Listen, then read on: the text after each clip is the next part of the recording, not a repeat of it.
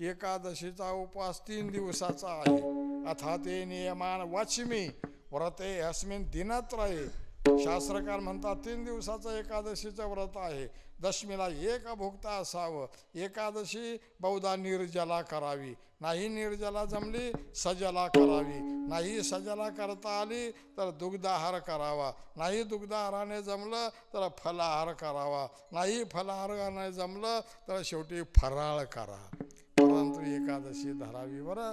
म्हणून एकादशीचं महात्म्य आहे. द्वादशीचं पारणं करावं लागत असं किंवा यापेक्षा वेगळं आहे. दशमी म्हणजे ज्या दिवशी पंचांगामध्ये दशमी सांगितलेली असेल त्या दिवशी दशमीला 10 वस्तू खात जाऊ नयेत. एकादशी म्हणजे 11, एकादशीला 11 वस्तू खाऊ नयेत. द्वादशीला 12 वस्तू खाऊ नयेत.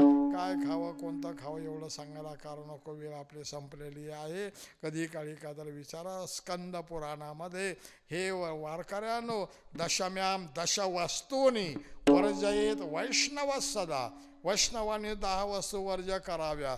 एकादशाम विवर्जयेत, एकादशीला 11 वस्तू वर्ज करा. द्वादशाम वर्जयेत, द्वादशीला 12 वस्तू वर्ज केल्या म्हणजे हे व्रताचं पुण्य आपल्याला मिळेल. आमच्या वाडवडिलांनी एकादशी उपवास केले, पारणं केली, देवा तुझी सेवा केली म्हणून तुझ्याकडे मागणं मागतो. आम्हाला प्रपंचातलं व्यवहारातलं भौतिक जीवनातलं काही देऊ नको, फक्त तुझी चरणसेवाच दे.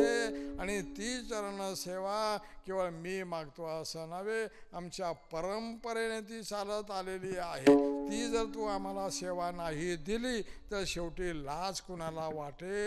देवा तुम्हाला कमीपणा येईल बरं. म्हणून अभंगाच्या शेवटी परंपरा दासमी अंकित, वंश परंपरा दासमी अंकित, वंश परंपरा दासमी अंकित, वंश परंपरा दासमी अंकित. काम करीत दास मोडा, तू काम करीत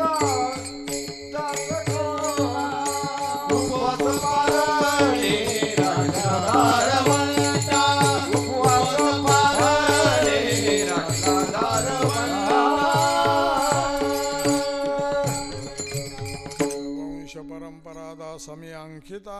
तुका मोकलिता लाज कोणा. तुकाराम महाराज म्हणतात देवा मला एवढी सेवा अशा प्रकारे दे. म्हणून शेवटचा दिवस असल्यामुळं मागणी पर अभंग घ्यावा आणि देवाकडे काय मागावं हे म्हणून या अभंगात वर्णन केलं.